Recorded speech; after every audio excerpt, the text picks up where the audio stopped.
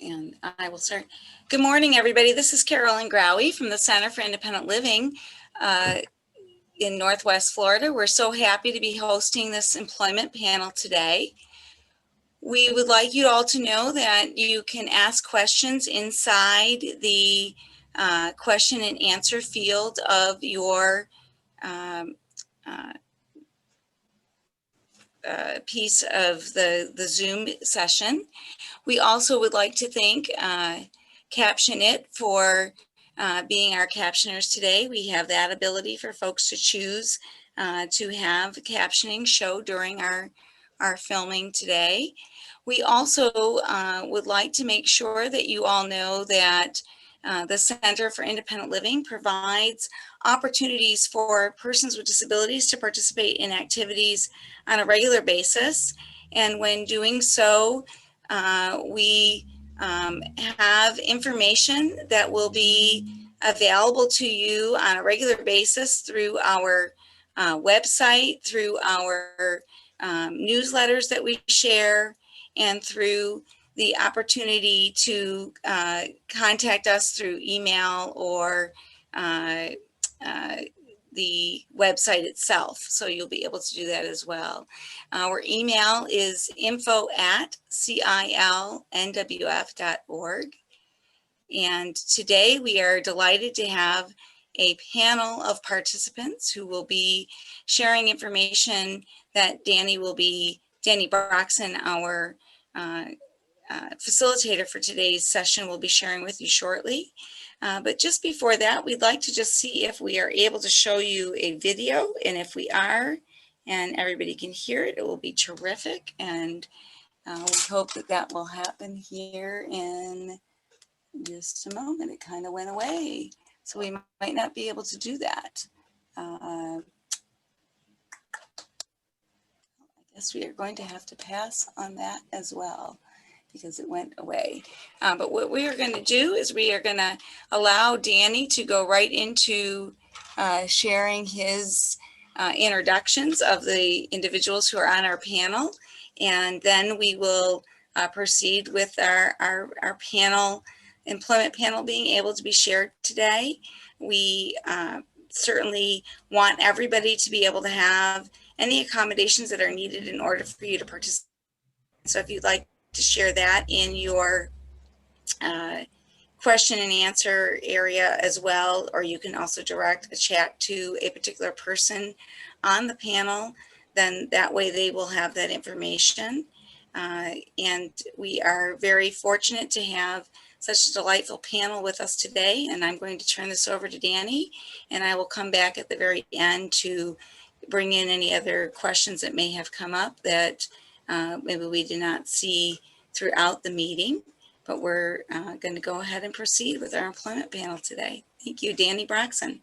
Thank you very much. And I want to extend a heartfelt thank you to everybody who is giving up of their time and of their day to come and be part of this employment roundtable. And these introductions are in no order of importance or anything.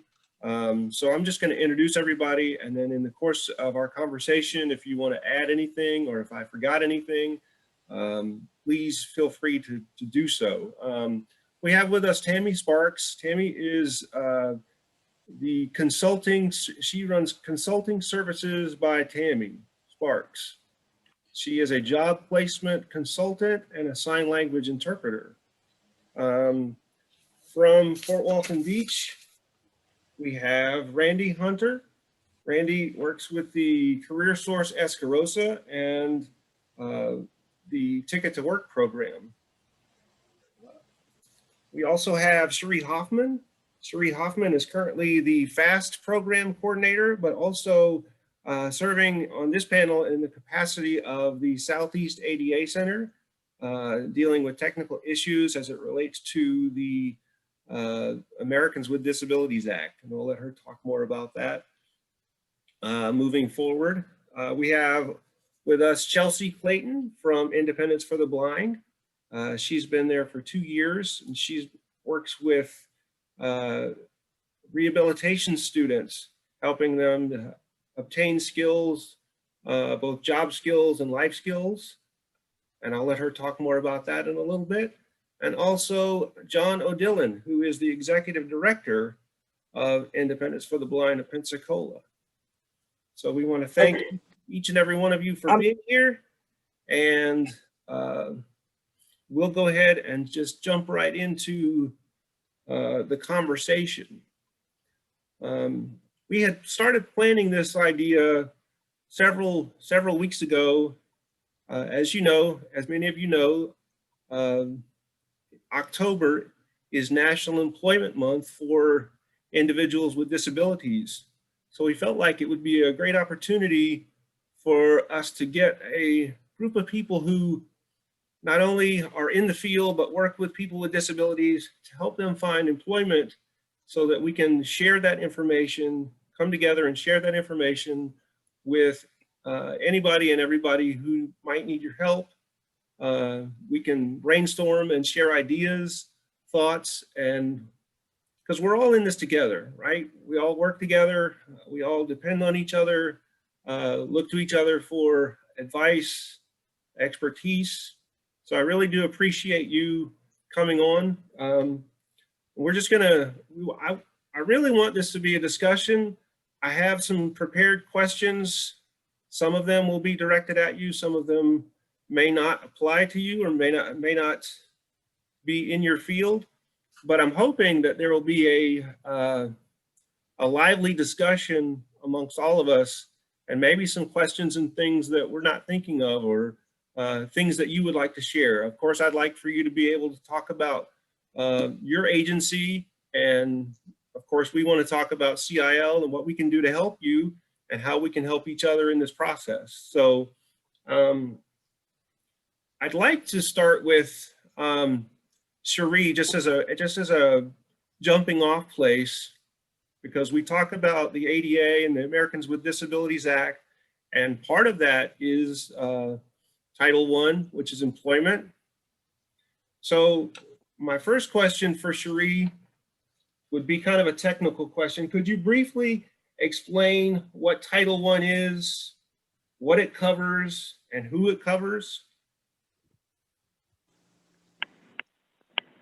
Sure, Danny. Good morning, everybody.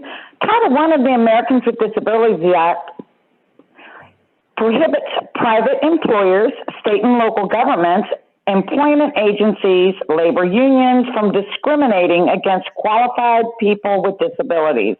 And it is in all aspects of the employment process, which is from the job application process, in which Randy is part of that, hiring and firing, job advancement, salary, anything that is employment related, and anything that would be considered the term, condition, or the privilege of employment. And it could mean just access to the lunchroom. So the ADA covers those employers who have 15 or more employees working for them. So smaller employers are not covered under the ADA, but we always recommend that they check with their state to make sure that there's not a law that covers them on a state level. So it also, the ADA also includes state and local governments. It also applies to employment agencies and labor organizations again, and it also protects full-time, part-time, and may cover seasonal and temporary workers. Okay, so thinking about what you do and the population that you serve, I think everybody has their own expertise as far as this field is concerned. Randy, talk to us a little bit about the challenges of helping somebody finding employment online, or job searches online for people with disabilities, especially in a COVID world where everything's kind of changed and you've had to kind of maybe do things a different way. Talk to us a little bit about that. Yes, well, currently that is front and center with us.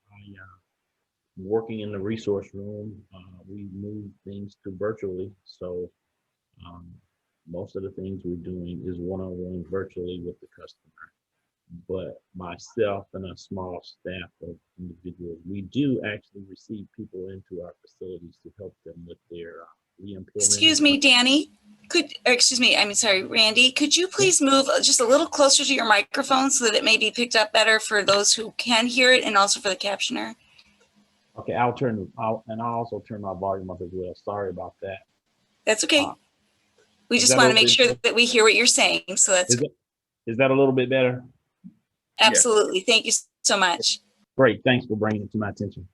Yes, we have, currently, I'm working in the resource room where we are seeing a lot of people by appointments to help them with their reemployment claims. But I have recently, as early as today, helped individuals over the phone, virtually. People call in, they leave a message on our voice mail system, and we have a staff of people that reach back out to them as I'm doing from home today. So yes, it has changed during COVID. It is a little bit tougher as far as the time. We don't get back with people immediately, but we do get back to all of our customers within 24 hours. I think we advertise a little bit longer than that, but all of our calls, if they're not the same day, it's usually the next day when we call in and check the voice messages and reach back out to our clients. That's the universal customer. That's the customer that may have a disability, which I personally work with in the center, more so than most of the people in the center, but the entire center. Individuals as they inquire about employment. Searching online, we still use our Abilities Work website through the Career Source. And we also use other company websites to do that searching, cater to the individuals one-on-one in whatever field they may need be looking for employment. So I hope that was answered your question. Right, and some of our other panelists may have a question. So if you have a question of another panelist, feel free to jump in if somebody says something that you would like more information about. But I want to jump over to Tammy for a minute because a lot of us work for organizations, and so we have organizations and names behind us and different sources that we use. But I'd like to talk to Tammy about what it's like to work for yourself and to be a job placement or a supportive coach in the employment arena. It's a loaded question. It's got its perks. I love doing what we do. This is my second office in 2 different states. I just had to recently close my office in Colorado because of COVID. It just took a toll, unfortunately, on what we do with our individuals with disabilities, especially with all the issues and concerns around wearing masks and the great things that it does, but the problems that it imposes and the struggles that it creates as well. So there's a fine balance with that. It's a fine balance what we do to assist individuals with variety of disabilities, sometimes multiple disabilities, to find employment in the workplace. And the cultural dynamics vary location to location. I believe I am the only consultant right now who does job placement services, and I actually cover Pensacola all the way to the Sandestin area. So that requires that I have staff that help with the placement piece of it, but I'm a very hands-on individual too with each of our client base. Having said that, we have great locations where people are extremely open-minded and wonderful and all-encompassing when it comes to accepting an individual with a disability.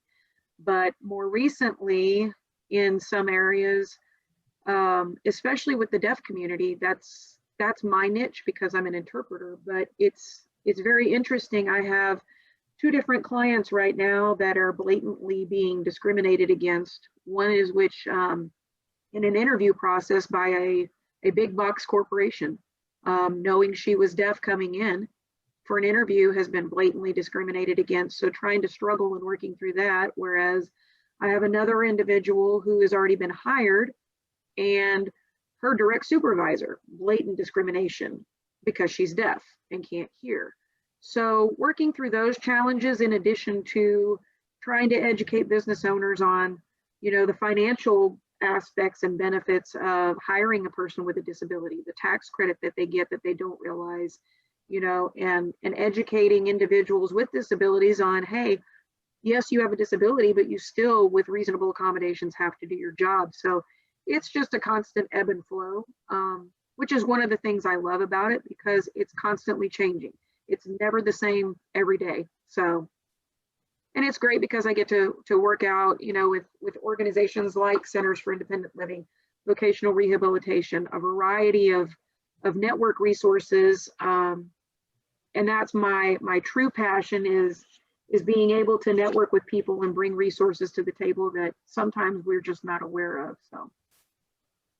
Right. And we're only as good as our resources and the partnerships in the community that we are able to facilitate. So that's a good point. And that's one of the reasons that we wanted to do this. We wanted to find out if somehow Centers for Independent Living could partner. And I know we've done things, for example, for Independence for the Blind, as far as teaching and sharing information. And so just want to make sure that everybody's aware that we all kind of do the same thing, but we have different areas of expertise. We have different things that we focus on. Our organization is cross disability, so we deal with all different types of disabilities. And I'd like to jump into, and this could be a question for John or Chelsea, specifically dealing with individuals who are blind or visually impaired. Talk a little bit about the challenges that you face as far as that's concerned.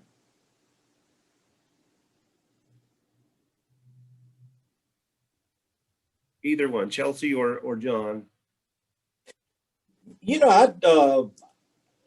I missed the last, the screen froze on me. Could you pose that question again? I was just saying, I know that you deal with the blind or visually impaired population, and I was just wondering if you could talk a little bit about the challenges or the difficulties that you have with dealing with, as it relates to employment, helping individuals find employment, or things that you deal with every day that maybe we're not aware of, that are issues for you as far as finding employment for people who are blind or visually impaired. Okay. Thank you so much. And by the way, I don't want anyone to be confused about my position. I am not executive director. That was an honest mistake there. But I have been with Independence for the Blind for a long time, 26 years now, and in employment type services, closer to 30. I used to work with individuals with developmental disabilities, and then I come over to Independence for the Blind. One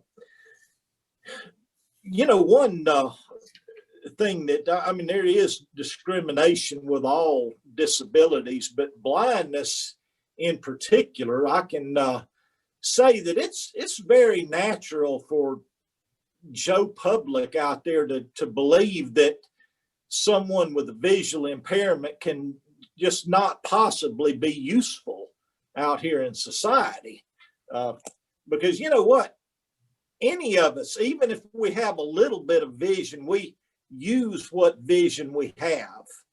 And therefore, many times you can't imagine, unless you do lose it, being without it, nor how you can do things. I don't know how many situations I've run into.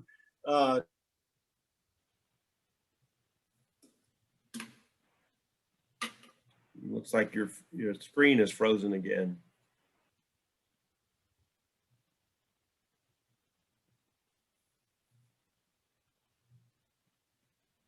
Okay, so I don't know how long that'll take before it comes back, and I want him to finish his thought. Chelsea, if I could move to you for a second, because I know John's position with Independence for the Blind is very different than yours. And talk a little bit about what you do in terms of not only the job placement, but helping the individuals that you serve learn life skills. Yeah, so John, his history is way more extensive than mine, and he is the expert here, so I'm just getting my feet wet and learning. So my experience here at Independence for the Blind has been more of teaching those daily living skills. You know, how are we cooking or cleaning, managing our finances, so just learning skills so that you can live as independently as you desire. So a lot of times those skills can then be related to some of the jobs you're doing, whether you're working in a restaurant environment or we even have assistive technology. So whether you're learning that for employment purposes or to manage your personal information, a lot of those skills go hand in hand. So that's kind of what we can cover as a whole, and hope that you can figure out how to relate between your personal life and maybe employment. Right, because it's really all about the whole person and all aspects of life to be successful and to be independent. So that's an important piece of everything that you guys are doing. Yeah, and one thing I've commonly heard recently from several of our clients is, and this may be across the board with different agencies, but clients don't always know what they need or know what they want. So also getting some of that peer support so that they can hear what other students are doing or what they've been exposed to or what they've learned. Because, you know, Kathy may not know some things that Joe knows, yet she may have some of the same needs and she doesn't know to advocate for it or ask for it. So even if things are offered, you know, you may not always know that you need or want that skill or that service. So that's something we offered too. You know, typically without COVID, you know, our students can come in and do group lessons and really get more of that peer support along with the professional services. Right, and so the next question, and this is kind of a follow-up question, and this is to everybody, because I'm really interested to know, since we're all dealing with people who sometimes don't know what they need or they need specific things. And we've said before that we're only as good as the resources that we have and the relationships that we have. So talk a little bit about the relationships you have with other organizations, so that if somebody comes in and they need specific things, and say, I'm not saying that you don't have them, but if somebody's, I always tell people, if somebody's doing it bigger and better and you have the resources, then we should try to do that and not duplicate services. So talk a little bit about the relationships that maybe you have with vocational rehab or maybe communities, or even for what it's worth, the relationship that you have with Center for Independent Living of Northwest Florida. Talk about those things. And that's open for everybody. So just jump in when you have a thought. Okay, well, I'll take a second to jump in at this point. We actually have State Voc Rehabilitation in our building. They actually have an office in our facility in Fort Walton Beach, and they schedule appointments there to see clients. If we're working with someone and they verbalize that they have something physical or mental that may need additional attention prior to employment to get them job ready, we refer them directly to State Voc Rehab, and they kind of take care of that piece. And those clients sometimes come right back into our doors to get assistance in other areas. When I'm working with an individual with a ticket, they may come in and ask for the Ticket to Work program, and I use a resource guide, and we kind of value the fact that other people do things much better. I mean, we're like that one-stop shop for the different resources throughout our Okaloosa and Walton counties, and even over in Pensacola and Santa Rosa. So we use a resource guide to reach out to different agencies, and Center for Independent Living is definitely one of those. IB West, just almost, it's, we use different contractors, maybe over at Herbert Field that has employed a couple of people over the years that has had slight issues, and they've secured employment and been very successful. LC Industries, I think it is. So Global Connection to Employment, there are just several employers that we just reach out to, very similar to reaching out to different partner agencies in our areas of responsibility, which are Okaloosa and Walton counties. But we also, work with agencies in Santa Rosa and Pensacola. I know when I was introduced, they had mentioned Escarosa, but I work in Okaloosa Walton. Region 2, we're responsible for Okaloosa Walton counties, but we are we work very closely with Escarosa, and we mirror the things they do. I live in Pace, but I definitely fall under the Okaloosa Walton umbrella. It's quite a drive, isn't it? Every day, yes. Yeah. And while we're on that, I mean, one of the things that's wonderful about each of our organizations is that whether we are the ones who are providing the service or a partner organization is providing the service, that there's that reach that is across the different communities. So while Randy is just sharing that he does Okaloosa and Walton, there are folks here who do Escambia and Santa Rosa. And then the Center for Independent Living, as an example, does those 4 counties. Independence for the Blind does all the counties, 10 counties away from here, going 10 counties across. Tammy already shared that she goes very far from here in Escambia to Destin. And there are different individuals who can cover different portions. I just want to share, we do have a question that came in while we've been talking. And so I'd like to just ask these couple questions. The first one that was shared is, what assessments are used to determine what a person who is blind or visually impaired is capable of doing?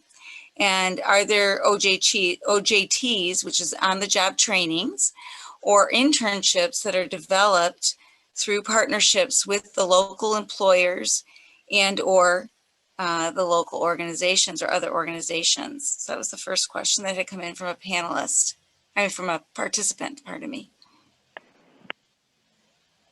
I believe I would like to take that question, and I apologize for the disruption there earlier. My machine quit on me right midstream. But, blindness is a very unique disability. I guess, as with some others, it's different from some others, but, people of all different intellects and capabilities, anyone can go blind. Judges, janitors, priests, it doesn't matter. Blindness has no prejudice. So it's very difficult to have blanket type training programs. That's a difficult matter. But with regard to assessments, one of the key things that can happen, and it is very useful, is vocational evaluation. And I highly recommend that for anyone. This is something that is offered through the state rehabilitation agencies, and it behooves anyone with a disability who doesn't know which direction they might go to insist upon that service being provided. Really, you are entitled to it. So that's what that is going to do. A full-blown vocational evaluation it's going to determine with certainty what your academic level is, what your strengths, how good you do with math, English, all of these different things, in addition to some other capabilities and interviews and interests, and it marries all that together, and that will help you to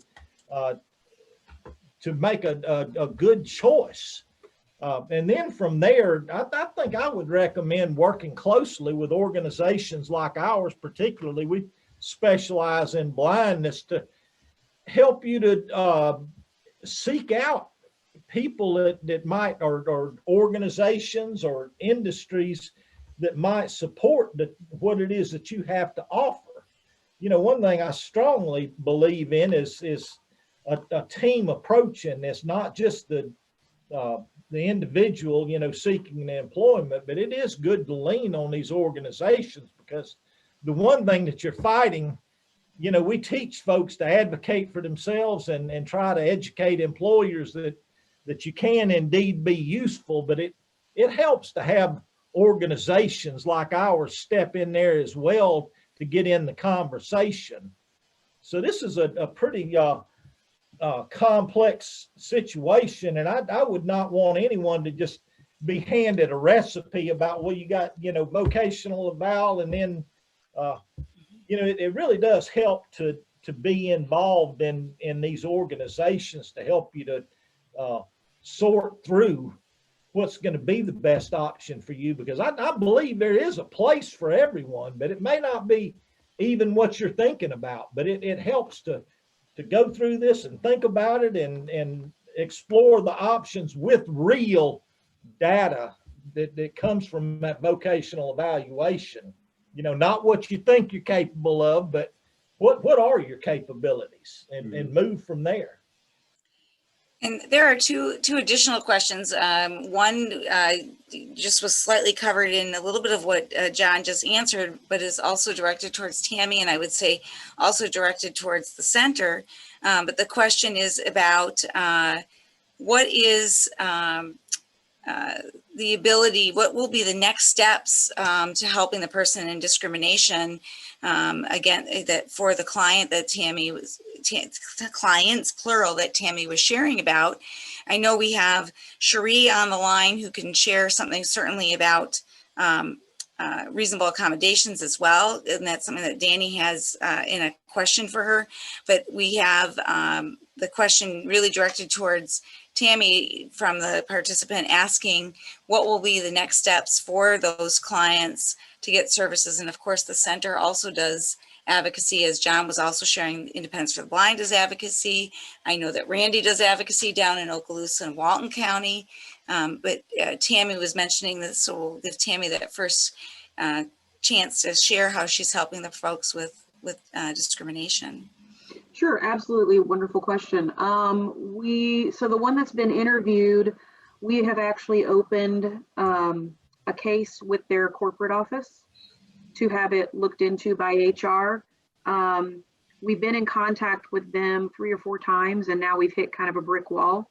So this is where I will probably reach out to have an advocate assigned to her particular issue, because this, as it grows and becomes more all-encompassing, I feel like that's going to be more beneficial for her. The individual who's at work currently that has been discriminated against, the first thing we did was we reached out to Human Resources, and we also reached out to Joanne Pearson with Centers for Independent Living. Joanne's a phenomenal resource as far as self-advocacy thing is concerned, because in my opinion, if they need an advocate, there's one thing. If they have the ability to have an advocate, but teach them how to do this independently at some point, so they can carry that set of skill set moving forward, I'm definitely pro that. Mm-hmm. So in this situation, the one that's being discriminated against at work, just recently heard from HR yesterday, her hours were being increased to be equal to those that she's working part-time with, whereas she was at 4 hours and everyone else was at 25. Mm-hmm. She's also going to be working with her supervisor this week as well. One day, I want to say it's Thursday. So we're going to kind of reassess and see what's happened now that management and HR have intervened, and see if there's a difference. And if not, then my client will actually be making a one-on-one appointment with Joanne and her staff to continue to document and move forward based on the fact that reasonable accommodations are not being met, both communication-wise and just blatant discrimination. Because, you know, like John was saying, it's and I've worked with blind individuals too that get the same treatment. They just assume there's no purpose for them, when in fact there's varied purposes. We actually have a blind reservationist that works for Innisfree Properties that we partnered with Independence for the Blind and with Voc Rehab. And, you know, we've done a lot of things to accomplish overcoming that level of ignorance and trying to educate people. And that's the biggest strategy that I see right now. So I love to partner definitely with CIL. I love to partner with Disability Rights Florida is a huge facility as well. So anybody else that does advocacy, I'm all about, you know, meeting you guys, getting your contact information, because there's a huge need for it here. It's something where when I lived in Colorado, it wasn't that big of an issue. And down here, it's definitely a struggle. I don't know if it's a cultural thing or if it's just a level of ignorance where people just don't realize, you know, how equal everyone really and truly is. So, but excellent question. One of the things that I think for that one too is that we are all more alike than people give credit for, and that if we each, whether people have disabilities or not, look at the likenesses that we have, and try to build from some point of similarity rather than some point of judgment, we are going to be more accepting and more able to increase participation rates, especially of people with disabilities and others in general, of all of our makeups, because there's so many parts to each of us, and there are ways to do that. And so certainly that piece, and as you were just bringing up, a community member who's out at Innisfree, that same community member has had transportation advocacy from us. So there's all kinds of pieces that we all partner in different parts of the puzzle. And that's really a great thing. The other question that had come up earlier was, you know, what happens is these questions all start to come in at the same time, is that in addition to what was being shared from John earlier about the beginning of assessments for somebody who's blind, there's a question about what success rates are seen in employment, and how does the Independence for the Blind prepare the client as it relates to training. And this may also be a piece for us to think about for how the center can share something there as well, how Okaloosa and Walton County through Randy can share something. And then I know that we didn't get back to the reasonable accommodation, actually, that I was going to have Cherie, which was one of the questions Danny said for Cherie, but that's part of the piece that's just been being talked about with some of the discrimination as well. So there's all kinds of pieces where the stuff ebb and flows. And so it's everybody being able to work together. But I'll leave with that question that was for John, which is, what is the success rate for employment? And how do you prepare the client as it relates to training? Okay. I will have to say that success rate, I would rather really spread the responsibility out across industry wide. The statistic has it that 80%, this is everywhere probably in the continental United States, and this is a rough figure, but about 80% of all individuals with blindness are unemployed. So this is a nationwide problem. But that said, that I'm not suggesting that the situation is at all hopeless. An individual living with blindness needs to take advantage of the tools. And now there are better opportunities in some places in the country than others. I feel like we have a good program here, but we teach what we call job readiness skills. And through this, there's a slice of self-advocacy. It's a matter of when you step into an interview, making sure that you're putting your best foot forward and convincing the employer that you can do whatever it is you're proposing to do in spite of your blindness.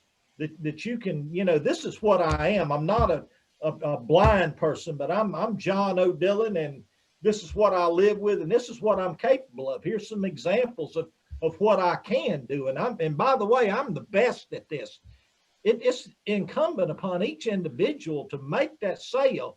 And by the way, you know, you might have been a lawyer before you went blind, or you might have been a spokesperson somewhere, but that does not make you an expert in interviewing and answering these objections.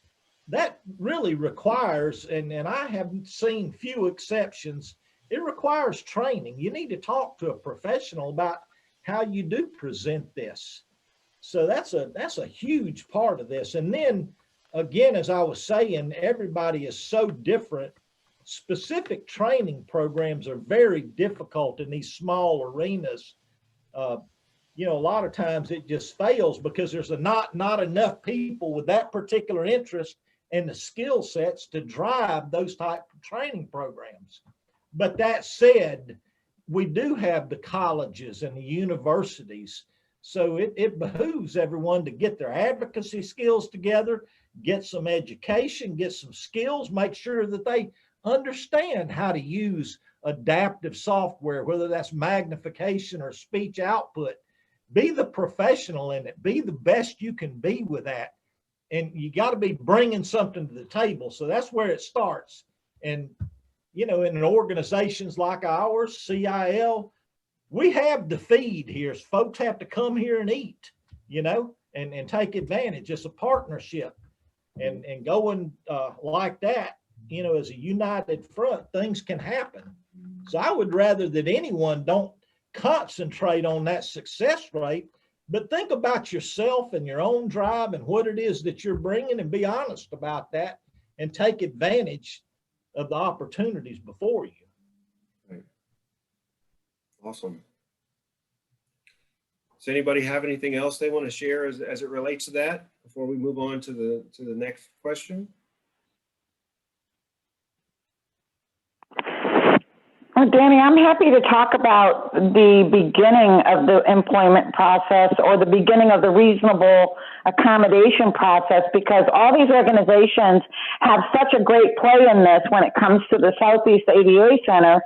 We're providing what the law says, and we're providing to the individuals that they do need somebody like John, and they do need somebody like Randy to understand that Title I and reasonable accommodation, there's a linchpin between the two of them. And it's so critical that they understand the process, the interactive process, to get the job, to have the equal opportunity, and to understand that the employer only has to grant the accommodation if they know about it. They don't have that magic glass ball, and they don't know if, you know, Cherie needs this or Danny needs that.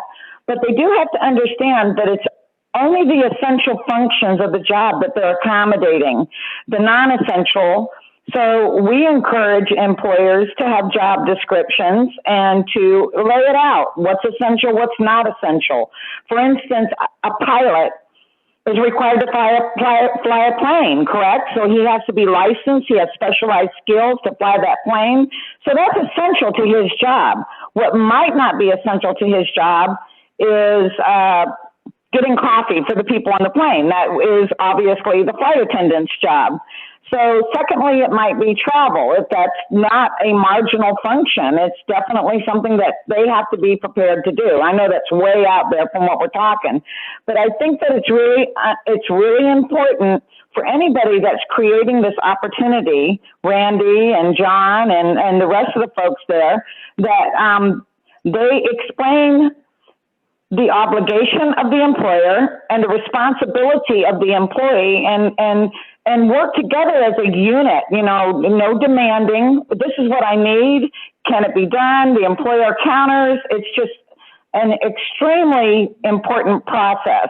When we get somebody on the phone and they're saying, I've been discriminated against, what does the law say? And we start asking questions. Some of them will say they never said anything, but it was understood that I had a disability. If you don't request the accommodation, they don't have to offer it. But again, there's that process that everybody needs to talk about and get in together to be able to be a person with a disability and take a job.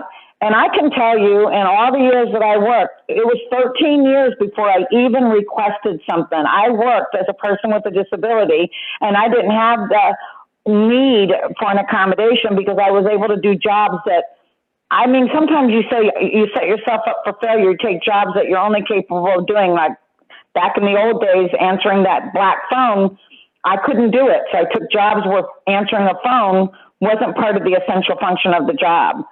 So it's important for everybody that's involved in this process to understand what exactly the job is, what the limitation might be of the person with the disability, can it be granted, what's essential, what's non-essential. So I don't think there's a cookie cutter for everybody. I believe everybody's case by case. And so, and again, I want to say that disclosure is very important, only if you need a reasonable accommodation. Right. And I know I was reading in the chat, I think Tammy had to get off. I'm not sure if she's still on or not, but I was going to ask her as it relates to the job accommodation from the beginning of the process to the end, maybe talk about some of her experiences going on job interviews as a job coach with somebody that she is helping. So I don't know if she's still on the call or I not. am. I'm still here. Okay, can you talk about that a little bit? Yeah, absolutely. One of the biggest confusions I would have to say that I have on occasion is some of my individuals that require more significant supports sometimes require you to attend an interview with them. I tend to not sit in the interview with them because I don't feel like that's appropriate. Plus it kind of sets them up to failure because a lot of our individuals that don't necessarily have a lot of experience of working with people with disabilities have clouded judgment when it comes to that. They have preconceived notions, so to speak. So I try to either sit in the lobby or sit just outside or, you know, somewhere where I'm a little more in the background, so to speak. If it's something where I think that they need to meet me and I can introduce myself, then I'm definitely all for that. Again, I don't participate in the interview. We do interview prep like everyone else does and let them sell themselves because that's what their purpose is. That's the whole intention, is not for me to do the job for them. Then I have some people where the perks of being me, sometimes being an interpreter and a job coach simultaneously, is I can wear two hats. If I was just an interpreter, then my entire objective is just to facilitate communication and that's it. I'm a conduit. But when I'm a job coach, sometimes I can ask for clarifying information. I can ask, and that's on part of the person being interviewed versus the interviewer. We can request additional information that maybe my client doesn't know about. So there's some different varied functionalities depending on what my role is at the time. I have some individuals that are rock stars and I just interview prep them and they go in, do an interview and they do phenomenal. I think my biggest thorn in my side right now is people are not technically allowed to ask you anything about your disability at all whatsoever. But I have done, you know, like a follow-up debrief, so to speak, after an interview happens with each of my clients. And there are employers that are getting really sneaky about ways that they ask and find out information or almost trick some of my individuals that have, you know, maybe a processing issue or a processing delay, where they almost trick them into fessing up and volunteering information because they don't know any better. Mm-hmm. Wow. I guess there's always ways to get it. We have to be aware of that as well. I know that we're coming up at the end of our hour, which is what we had designated. But I want to get, and if there aren't any more questions, I'm not sure if there are any more questions. Yes, there is one more here, Danny. The question was about individuals. This is focused on, again, persons who are blind. I think it's really important that we look at this for all types of disabilities because the answer is very similar. This particular one is about if somebody could pursue self-employment for people with disabilities, and what might be some of those tools of how somebody would process that if they wanted to pursue self-employment. So anybody may be able to answer it, but it's again, this particular person was asking specifically related to blindness, but You know what? I'll have to go back to something I was saying a minute ago. You know, you have to really, in this employment game, and particularly satisfaction with your employment, everyone needs to get in touch with something that they're good at. And that is so important, something that you're good at and that you enjoy. And if you really cultivate whatever that is, then it's not a lot different than, you know, anyone else going into business. Business is tough. So you need to be bringing something to the table.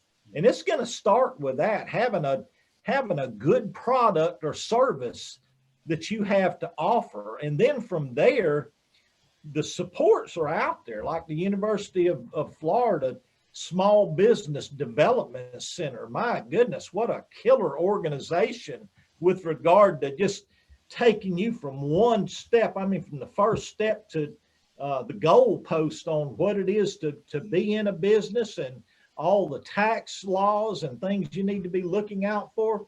That's good stuff. So that's a fine recipe right there, is get in touch with what it is you're good at, what it is you're bringing to the table, your thoughts about how to market it, and then take that to some of the professionals. And by the way, on that, Independence for the Blind would not be the best professionals. I don't know if CIL would, you know, about putting someone in self-employment. But SBDC, that's what their expertise is.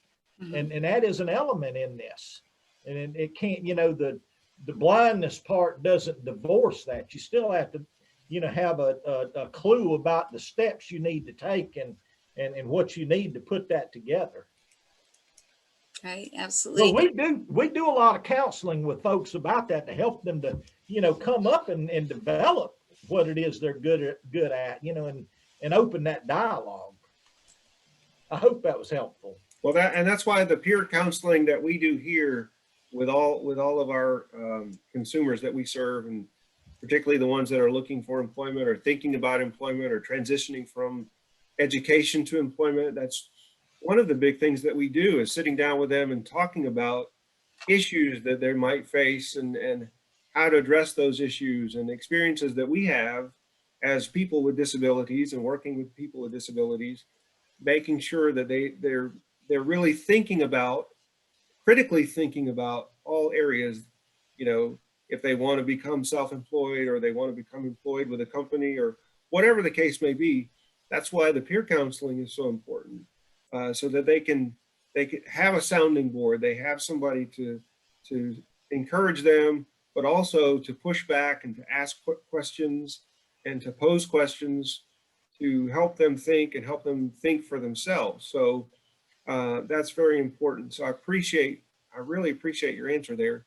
And I know Carolyn's probably got some other housekeeping things that she would like to say, but before we close out, I want to give everybody an opportunity. And I know we've had a great discussion, and hopefully we'll be able to do this again and bring on more people and have you all back with more information. But I'd like for you to take a second and to say whatever it is that you want to say, to maybe it's a commercial for your organization or for your philosophy, for something that you would like somebody to know. Because as you know, we're recording this, we're going to be playing this later. So more people are going to see this. So now is your opportunity to say what you want to say and to let people hear what you have and what you would like them to know about you.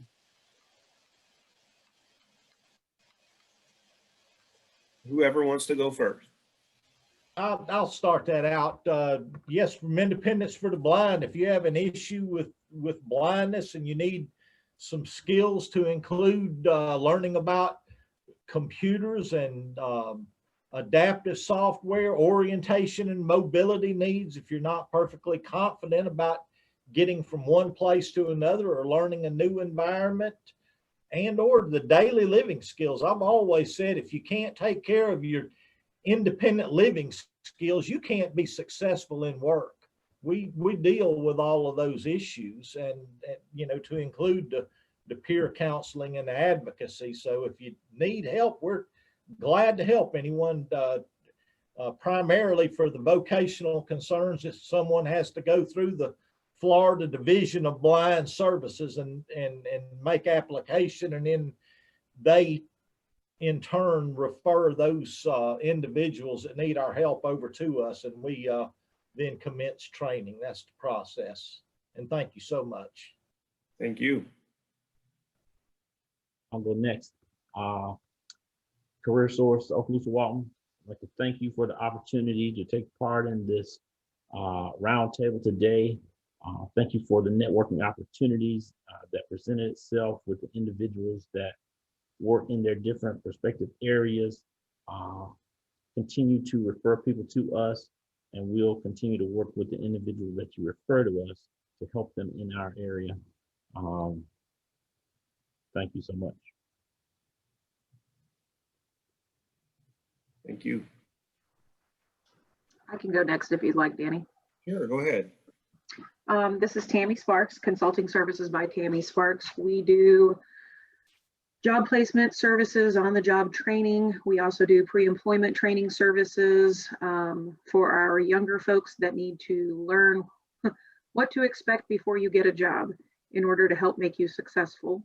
We partner with Centers for Independent Living. We also partner with Vocational Rehabilitation. Blind Services is a fabulous organization. They've helped us out immensely on multiple occasions. So we definitely appreciate that relationship as well. We work with a variety of clients, from mental disabilities to processing delays to physical disabilities. So we definitely are one of those individuals out there and businesses that basically consider everyone equal, no matter who you are and what's going on in your life. I'd like to piggyback on what everybody said and said thank you so much. This is Cherie Hoffman from the Southeast ADA Center, and wanted all of you to know that we're kind of your back door to your front door. And it's great to hear what everybody's doing out there. And we do serve 8 states, but I want to say that kudos to Florida and Pensacola and the region out here for their exceptional services. We hear a lot of good remarks about your services, but we are your regional resource for Americans with Disabilities Act.